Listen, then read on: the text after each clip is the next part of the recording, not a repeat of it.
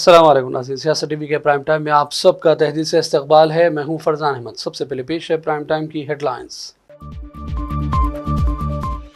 तेलंगाना में ग्रेजुएट और टीचर्स के एमएलसी इलेक्शन का शेड्यूल जारी कर दिया गया। 3 फरवरी को नोटिफिकेशन और 27 फरवरी को होगी वोटिंग। 3 मार्च को जारी किए जाएंगे नतीजे। तेलंगाना के सरकारी मुलाजिमीन के रिटायरमेंट की हद उम्र में इजाफे का कोई मंसूबा नहीं, रियासती वजीर डी श्रीधर बाबू का बयान। तेलंगाना हुकूमत किसानों की परेशानियों को कर रही है नजरअंदाज, रुकन कानून साज कौंसिल और बीआरएस लीडर के कविता ने लगाया इल्जाम। साइबर जराइम के खिलाफ पुलिस से सख्त इक़दाम जारी। 3 बैंक अफसरान समेत 52 अफराद को मुख्तलिफ रियासतों में कार्रवाइयां करते हुए किया गया गिरफ्तार। शहर हैदराबाद के पुलिस कमिश्नर सीवी आनंद की प्रेस कॉन्फ्रेंस। कांग्रेस पार्टी ने आज दिल्ली असेंबली इलेक्शन के लिए अपना इंतखाबी मंशूर जारी कर दिया। तालीम और रोजगार समेत 5 जमानतों का ऐलान। जयराम रमेश की प्रेस कॉन्फ्रेंस। और फलस्तीन में 100 मसाजिद तामीर की जाएंगी, इंडोनेशिया के साबिक नायब सदर मोहम्मद यूसुफ ने किया ऐलान। हेडलाइंस आपने देखी और पेश है खबरों की तफसीलात। शुरुआत करेंगे बड़ी खबरों से। तेलंगाना में ग्रेजुएट और टीचर्स के एमएलसी इलेक्शन का शेड्यूल जारी कर दिया गया। इलेक्शन के लिए 3 फरवरी को नोटिफिकेशन जारी किया जाएगा, जबकि 27 फरवरी को वोटिंग होगी। वोटों की गिनती 3 मार्च को होगी और नतीजों का ऐलान किया जाएगा। रियासत में 2 टीचर्स और 1 ग्रेजुएट एमएलसी सीट के लिए इलेक्शन होंगे। वरंगल, खम्मम, नलगोंडा टीचर्स नशिस्त, मेदक, निजामाबाद, आदिल, करीमनगर टीचर्स नशिस्त और मेदक, निजामाबाद, आदिलाबाद, करीमनगर ग्रेजुएट नशिस्त पर पोलिंग होगी। इन अजला में फौरी तौर पर इंतखाबी ज़ाब्ता अखलाक नाफिज हो जाएगा। फिलहाल मेदक, निजामाबाद, आदिलाबाद, करीमनगर ग्रेजुएट नशिस्त से कांग्रेस के जीवन रेड्डी, इसी हल्के की टीचर्स नशिस्त से के रघुतम रेड्डी और वरंगल, खम्मम, नलगोंडा टीचर्स सीट से नरसा रेड्डी एमएलसी हैं। इन तीनों के ओहदे की मुद्दत 29 मार्च को ख़त्म हो जाएगी। तेलंगाना के रियासती वजीर डी श्रीधर बाबू ने कहा कि सरकारी मुलाजिमीन के रिटायरमेंट की हद उम्र में इजाफे का कोई मंसूबा नहीं है। तेलंगाना में अफवाह गश्त कर रही थी कि हुकूमत सरकारी मुलाजिमीन की रिटायरमेंट की उम्र बढ़ा सकती है। इस सिलसिले में वजीर IT श्रीधर बाबू ने यह ऐलान किया।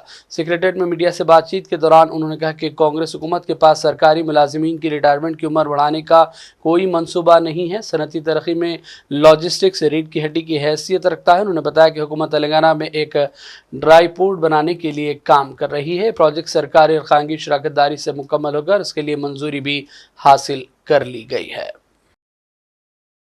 IT वजीर श्रीधर बाबू ने डाउस दौरे के हवाले से मीडिया को बयान दिया और कहा कि भारी सरमायाकारी के हवाले से पेशरफ्त हुई है और इससे तेलंगाना में रोजगार के वसी तर मौके हासिल होंगे। उन्होंने कहा कि तेजी के साथ इन कंपनियों के क़याम और रोजगार की फराहमी के सिलसिले में इक़दामात मुतवक्को हैं।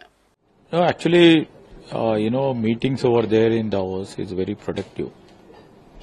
And in fact, it reflects the pro-industry, pro-investment status of our Telangana. And also, it reflects our government functioning, how government is reacting to the industry and government is reacting to the investment.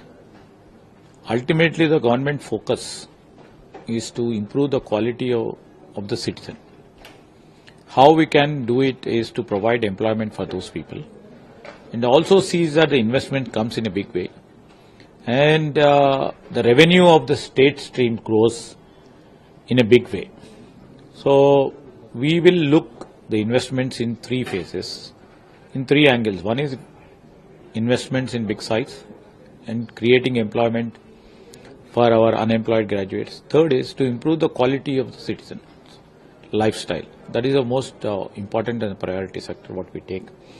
And this is how we have been focusing. And this time, getting about 1 lakh, almost 80,000 crores as investments in different sectors of our industry is very productive. And we would like to see it as a success when we really implement them to the core and see that whatever the investment and whatever the employment which has been promised by our industry partners should be done at a very fast pace. This is what we are looking into. रियासती वजीर कोमटिरेड्डी वेंकट रेड्डी ने गांधी भवन में आवाम से मुलाकातें की, रास बातचीत की और उनके मसाइल दरियाफ्त किए। इस मौके पर रोड डेवलपमेंट कॉरपोरेशन के चेयरमैन मल्लारेड्डी रामारेड्डी और गवर्नमेंट विप बी एलया भी मौजूद थे। रियासती वज़ीर कोमटिरेड्डी वेंकट रेड्डी ने साबिक़ा रियासती वज़रा KTR और हरीश राव को तनक़ीदों का निशाना बनाया। किसानों के मसाइल और दीगर अमूर पर हुकूमत पर की जा रही तनक़ीदों को मुस्तरद कर दिया और कहा कि BRS कायदीन सतही सियासत में मसरूफ़ हैं। KTR నువ్వు హరీష్ రావు కోమటిరెడ్డి వెంకటరెడ్డికి ఖాళీ గోటికి సరిపోరు. నువ్వు ఆయన కేసీఆర్ అల్లుడని చెప్పి ఆయన లీడర్ అయ్యిండు. నువ్వేమో కేసీఆర్ కొడుకని లీడర్ అయినావు. మా నాయన ఏం చేస్తాడు? వ్యవసాయం చేసుకుంటాడు. ఎట్లయినా నేను 5 సార్లు ఎమ్మెల్యేకి ఒకసారి ఎంపీగా నువ్వు నీ ఎందుకు పార్లమెంట్ ఎన్నికల్లో నా కాన్ఫిడెన్స్ నేను ఒక్క గంట కూడా ప్రచారం చేయలే. 60,000 మెజార్టీ వచ్చింది మా రఘువీర్ రెడ్డికి. నువ్వు సిరిసిల్లలో 10,000 కోట్లు అభివృద్ధి చేసుకున్నావు కదా, 6,000 మైనస్ ఎందుకు వచ్చింది? 6,000 బండి సంజయ్కి లీడ్ ఎందుకు వచ్చింది? బీజేపీతో కుమ్మకైనావా లేకపోతే ప్రజలు నీ ముఖం చూడలేక వేరే పార్టీకి ఓటేసినా? MLC के कविता ने मूंगफली के किसानों की हालत इज़हार पर कांग्रेस हुकूमत पर तनकीदें की। कविता ने अहमदनगर में मूंगफली के किसानों को दरपेश मुश्किलात पर रेवंत रेड्डी को तनकीदों का निशाना बनाया और कांग्रेस हुकूमत पर इल्ज़ाम लगाया कि वो किसानों की परेशानी को नज़रअंदाज कर रही है। कीमतें मुस्तहकम रहने के बावजूद ताजर किसानों का इस्तेहसाल कर रहे हैं। उन्होंने कहा कि किसान पैदावार में तखफीफ और गैर मुनसिफाना कीमतों की वजह से जिद्दोजहद से दो चार हैं। किसानों की मुश्किल के बावजूद हुकूमत खामोशी अख्तियार किए हुए है। कविता ने सोशल मीडिया प्लेटफॉर्म एक्स पर लिखा और ताजरीन कमीशन एजेंट्स की जानिब से मार्केट कीमतों में उलटफेर पर इंतजामिया को तनकीद का निशाना बनाया और कहा कि मार्केट यार्ड में पुलिस की मौजूदगी की वजह से किसानों की मुश्किल बढ़ गई है।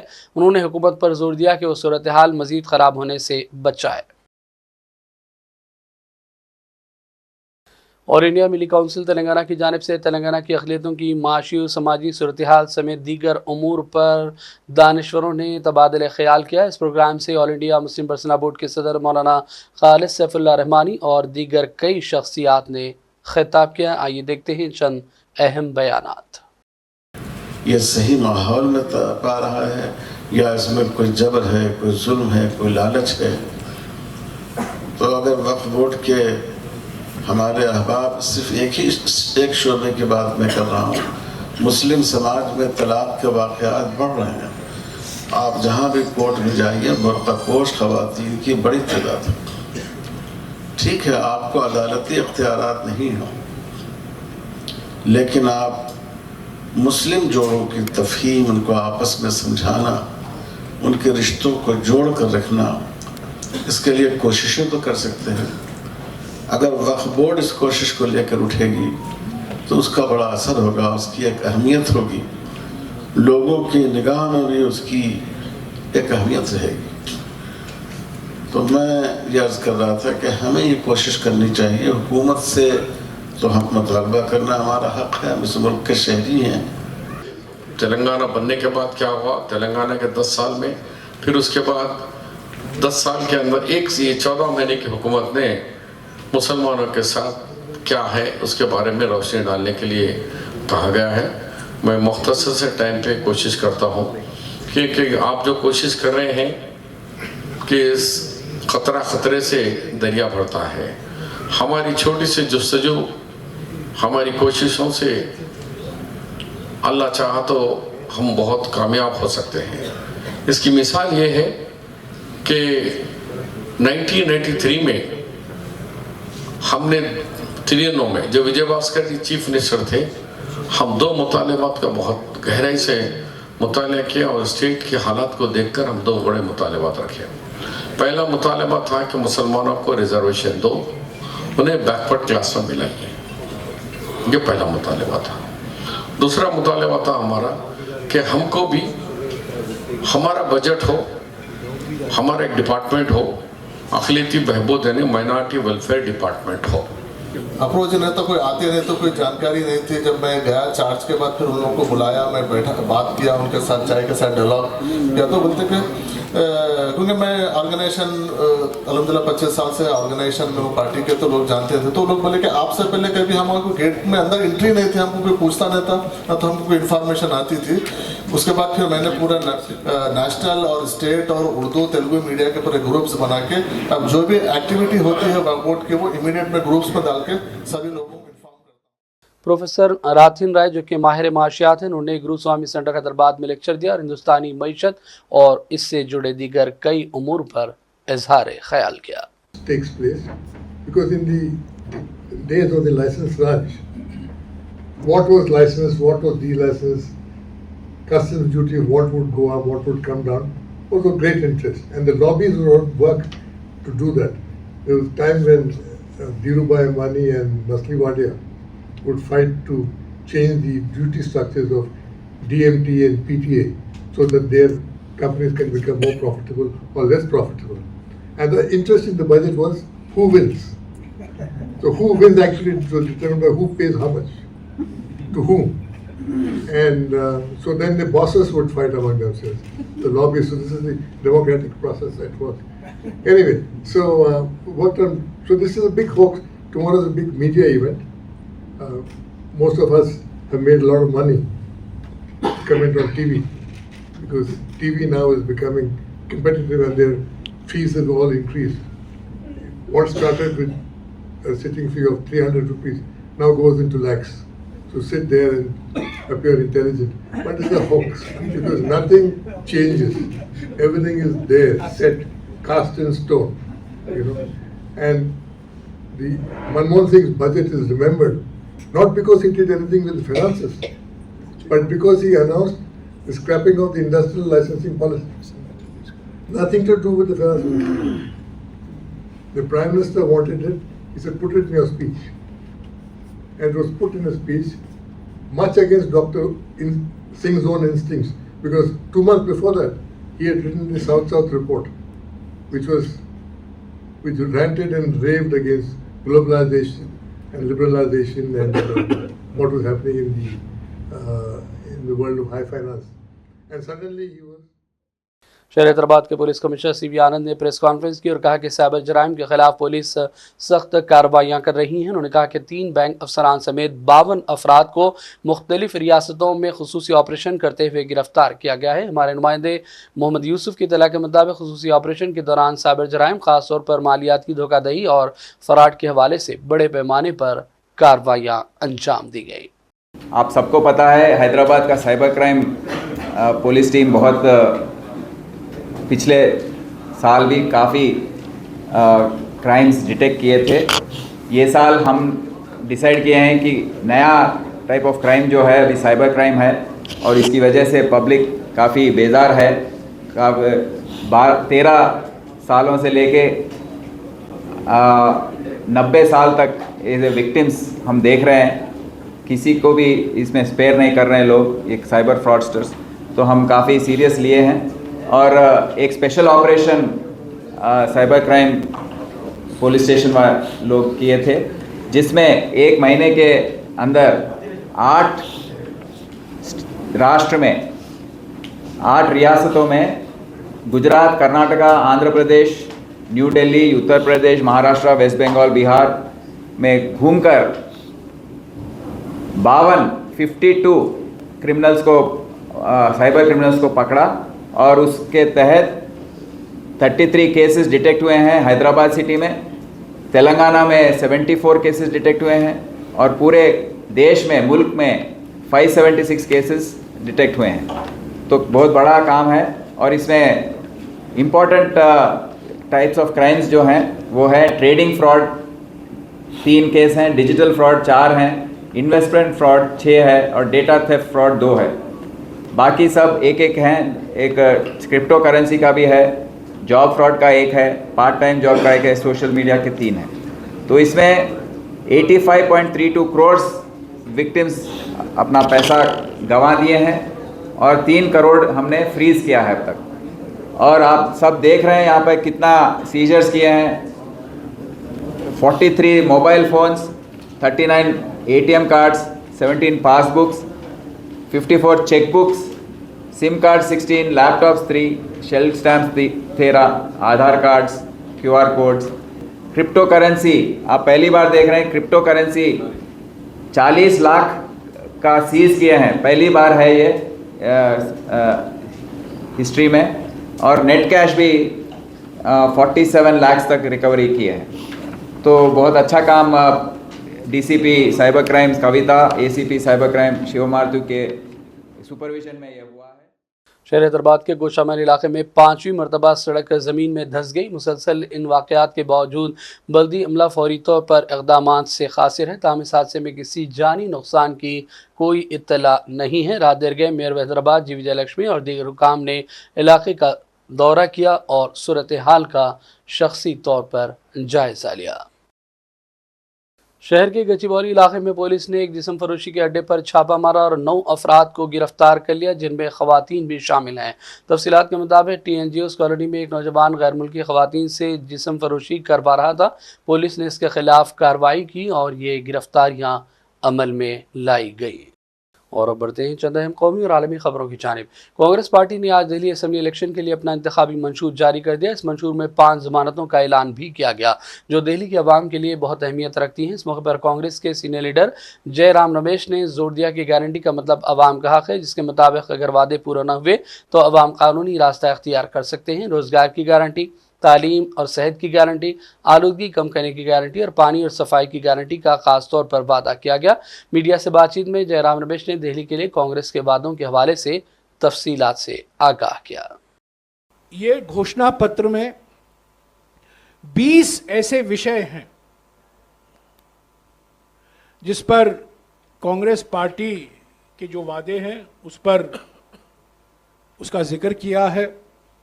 अनुसूचित जाति के लिए, अल्पसंख्यकों के लिए, मध्य वर्गों के लिए, व्यापारियों के लिए, छात्रों के लिए और आम जनता के लिए। इस पर देवेंद्र जी बोलेंगे आपको, पर मैं ये ज़रूर कहूँगा कि अभी जो कांग्रेस पार्टी राष्ट्रीय स्तर पर जय बापू, जय भीम, जय संविधान अभियान चला रही है। बेलगावी में एक रैली हुआ, मऊ में हुआ, अभी तीसरा रैली हो सकता है तेलंगाना में होगा फरवरी के 10 और 15 के बीच में। ये पूरा साल तक ये अभियान हम चलाएंगे, क्योंकि एक 3 तरफा आक्रमण हो रहा है। एक तो महात्मा गांधी पर आक्रमण हो रहा है मोहन भागवत द्वारा, RSS द्वारा। गोडसे की पूजा हो रही है और बीजेपी सांसद को जब पूछा जाता है कि आप गांधी को चुनोगे या गोडसे को चुनोगे, वो सांसद कहते हैं सोचना पड़ेगा। आज वो सांसद हैं। दूसरा आक्रमण जो हो रहा है जय भीम, खुद गृह मंत्री राज्यसभा में बाबा साहब अंबेडकर के नाम को लेकर जिस भाषा का उन्होंने इस्तेमाल किया, अपमानजनक भाषा का इस्तेमाल किया, हमने उनका इस्तीफा मांगा उसी दिन। और ये उनकी मानसिकता दर्शाता है, क्योंकि उन्होंने कभी डॉक्टर बाबा साहब अंबेडकर को नहीं माना। और तीसरा जो आक्रमण हो रहा है हमारे संविधान पर, संवैधानिक सिद्धांतों पर, संवैधानिक मूल्यों पर, संवैधानिक प्रावधानों पर, संवैधानिक संस्थाओं पर प्रधानमंत्री द्वारा सारे संवैधानिक कार्यालय जो हैं, जो संस्थाएं हैं, प्रधानमंत्री कार्यालय के एक अटैच्ड ऑफिस बन गए हैं। तो इसीलिए जय बापू, जय भीम, जय संविधान। और मैं समझता हूं ये घोषणा पत्र इसी भावना के आधार पर तैयार किया गया है। जय बापू, जय भीम, जय संविधान।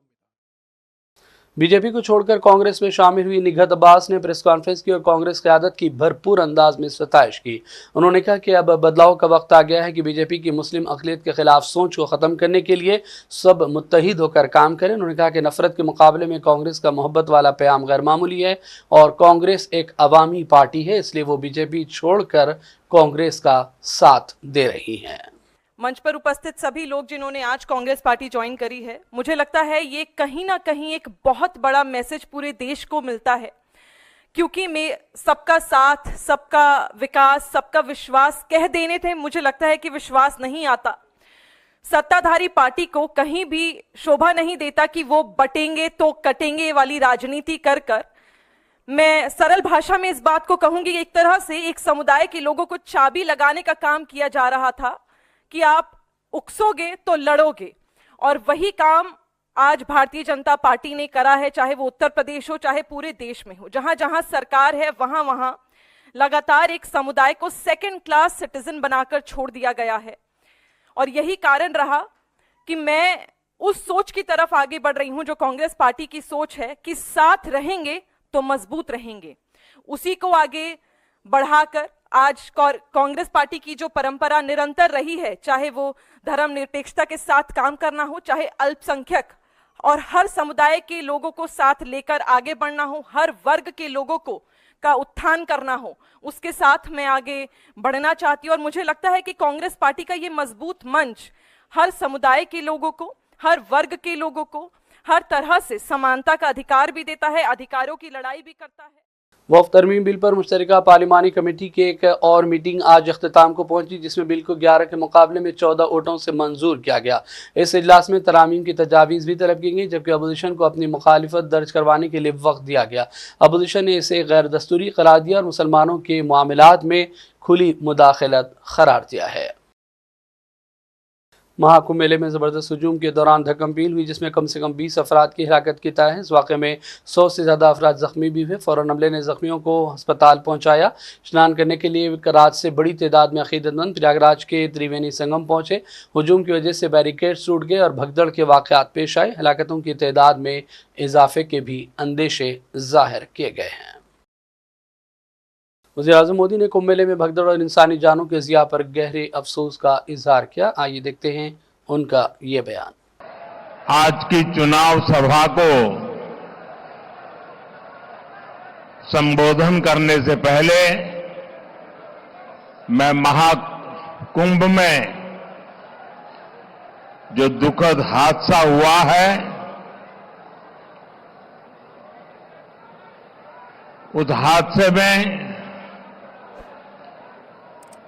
हमें कुछ पुण्यात्माओं को खोना पड़ा है, कई लोगों को चोटें भी आई हैं। मैं प्रभावित परिवारों के प्रति संवेदना व्यक्त करता हूं और घायलों के जल्द स्वस्थ होने की कामना करता हूं। मैं यूपी सरकार के साथ निरंतर संपर्क में हूं। मौनी अमावस्या की वजह से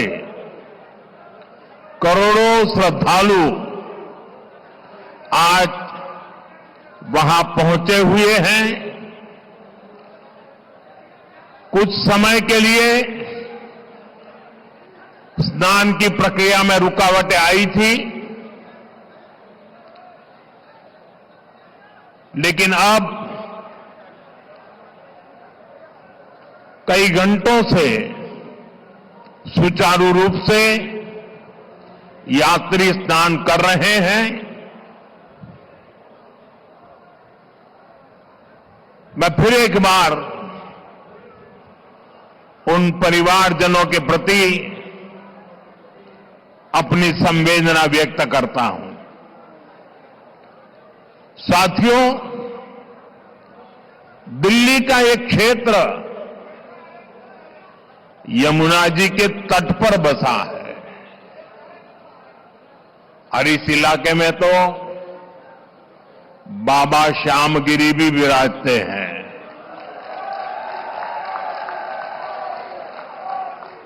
मैं उन्हें श्रद्धापूर्वक नमन करते हुए आप सभी जनता जनार्दन को भी प्रणाम करता हूं। इंडोनेशिया की मसाजिद कौंसिल ने ऐलान किया है कि वो फ़लस्तीन में 100 मसाजिद तामीर करेगी। इंडोनेशिया के साबिक नायब सदर मोहम्मद यूसुफ, जो इस वक्त इंडोनेशियन मसाजिद मैनेजमेंट काउंसिल के चेयरमैन भी हैं, उन्होंने गजा की सूरत हाल पर बयान दिया और कहा कि गजा में 1.5 साल के दौरान 1000 से ज़्यादा मसाजिद को शहीद किया गया। पहले कदम के तौर पर इंडोनेशिया की मसाजिद काउंसिल 10 नीम मुस्तकिल मसाजिद तामीर करेगी। जिसकी तादाद कुल 100 मसाजिद तक पहुँच जाएगी। उन्होंने उम्मीद जाहिर की कि इंडोनेशिया में नमाजी गाज़ा में मसाजिद की तामीर में मदद के लिए अपनी माली सलाहियतों का 5 से 10% खैरात करेंगे। याद रहे कि गाज़ा में जंगबंदी 19 जनवरी को हुई और उसका पहला मरहला 42 दिनों तक जारी रहेगा, जिसके दौरान मिस्र, कतर और अमेरिका की सालिसी में दूसरा और फिर तीसरा मरहला शुरू करने के लिए मुज़ाकिरात जारी रहेंगे। और अब सऊदी अरब से एक अफसोसनाक खबर मौसूल हुई कि मगरबी इलाके सऊदी अरब में जीज़ान के करीब एक सड़क हादसा पेश आया जिसमें 9 हिंदुस्तानी जाँ बाग हो गए हैं। जिद्दा में हिंदुस्तानी कौंसल खाने ने इस हादसे की तस्दीक कर दी है, ताहम फौरी तौर पर इस बात की इत्तला नहीं है कि मरने वालों का ताल्लुक़ किन किन रियासतों से है। कौंसल खाने ने मुतासरा ख़ानदानों को मुकम्मल ताउन का यकीन दिलाया और मुकामी हुक्काम के साथ राब्ते में हैं। मदद के लिए एक खुसूसी हेल्पलाइन भी कायम कर दी गई। इस दौरान वज़ीर ख़ारजा जयशंकर ने भी इस हादसे पर गहरे दुख और अफसोस का इजहार किया और उन्होंने कौंसल खाने से राब्ता भी किया है। और अब आखिर में हेडलाइंस पर डालेंगे एक और नजर। तेलंगाना में ग्रेजुएट और टीचर्स के MLC इलेक्शन का शेड्यूल जारी कर दिया गया। 3 फरवरी को नोटिफिकेशन और 27 फरवरी को होगी वोटिंग। 3 मार्च को जारी किए जाएंगे नतीजे। तेलंगाना के सरकारी मुलाजिमीन के रिटायरमेंट की हद उम्र में इजाफे का कोई मंसूबा नहीं, रियासती वजीर D श्रीधर बाबू का बयान। तेलंगाना हुकूमत किसानों की परेशानियों को कर रही है नजरअंदाज, रुकन कानून साज कौंसिल और BRS लीडर के कविता ने लगाया इल्जाम। साइबर जराइम के खिलाफ पुलिस से सख्त इक़दाम जारी, 3 बैंक अफसरान समेत 52 अफराद को मुख्तलिफ रियासतों में कार्रवाइयाँ करते हुए किया गया गिरफ्तार। शहर हैदराबाद के पुलिस कमिश्नर CV आनंद की प्रेस कॉन्फ्रेंस। कांग्रेस पार्टी ने आज दिल्ली असेंबली इलेक्शन के लिए अपना इंतखाबी मंशूर जारी कर दिया। तालीम और रोजगार समेत 5 जमानतों का ऐलान, जयराम रमेश की प्रेस कॉन्फ्रेंस। और फ़लस्तीन में 100 मसाजिद तामीर की जाएंगी, इंडोनेशिया के साबिक़ नायब सदर मोहम्मद यूसुफ ने किया ऐलान। प्राइम टाइम का सिलसिला फिलहाल यही ख़त्म करते हैं। मोहम्मद फरजान अहमद को पूरी टीम के साथ इजाज़त दें। देखते रहिए सियासत TV। अल्लाह हाफ़िज़।